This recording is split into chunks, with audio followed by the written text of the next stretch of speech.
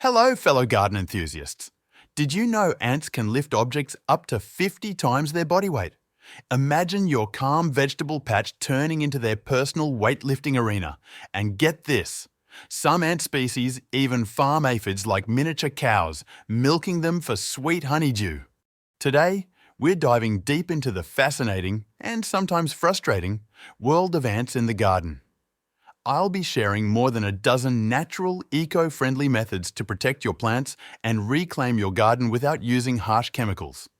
Stick around, because by the end of this video, you'll be the ant whisperer of your neighborhood.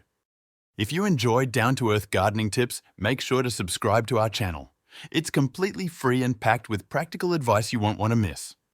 In this video, I'll reveal a treasure trove of effective, natural ant control strategies, expose the common mistakes many gardeners make, and share a few surprising secrets I've learned from experience. Let's start by understanding why ants invade your garden. Ants are drawn to sweet, sticky substances, things like aphid honeydew, overripe fruit, or spilled sap. Once they locate a food source, they leave behind pheromone trails to guide their colony mates straight to the buffet. Before long, your garden turns into a bustling ant highway. Break their communication lines. My first tip is to disrupt those pheromone trails. Sprinkle a mix of cinnamon and cayenne pepper along their paths. Ants despise these strong aromas and will quickly reroute. I tried this trick on my patio, and within hours, the trails vanished. It's a simple, fast way to confuse them. Spray a natural vinegar barrier. Next, make a natural ant-repelling spray. Combine equal parts water and vinegar, add a few drops of dish soap, and spray it around the base of your plants and near entry points. The acidity disrupts their scent trails, while the soap interferes with their breathing pores. I used this method around my cucumber patch, and the ant activity dropped noticeably within a day. Just remember to reapply after rain. Use Diatomaceous Earth. Another powerhouse solution is Diatomaceous Earth, a fine powder made from fossilized algae.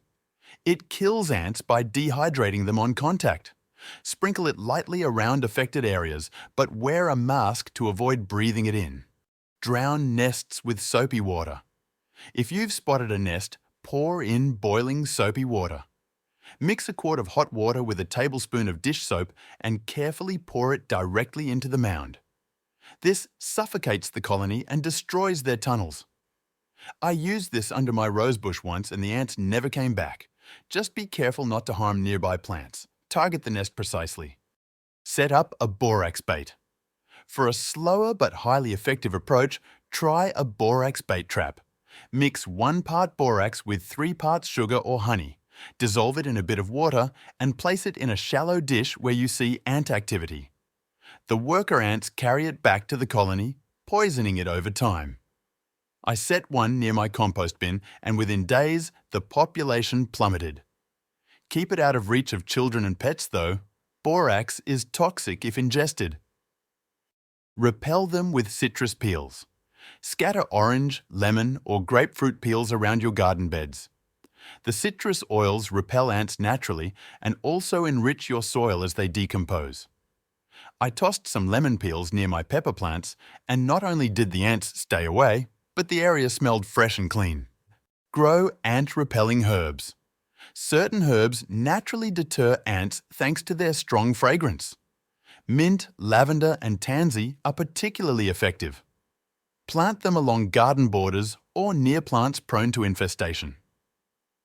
I lined my tomato rows with mint. It kept the ants away and gave me a steady supply of leaves for tea. For best results, space them about 12 inches apart. Introduce beneficial nematodes. These microscopic worms are every gardener's secret weapon. They attack and kill ant larvae below the soil. You can buy them online or at garden stores, mix them with water as directed, and apply to the soil near ant nests. I used nematodes in my vegetable patch last spring, and they eliminated a stubborn colony completely. It's a gradual but incredibly powerful solution. Recycle coffee grounds.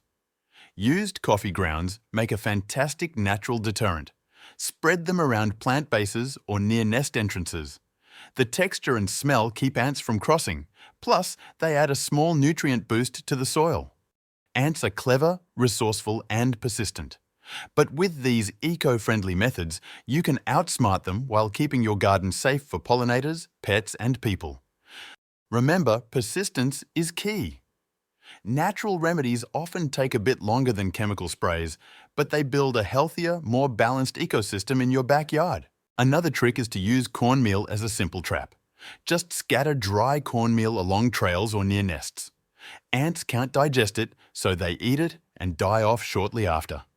I once tried this near my bean patch and the busy trails vanished in just a few days.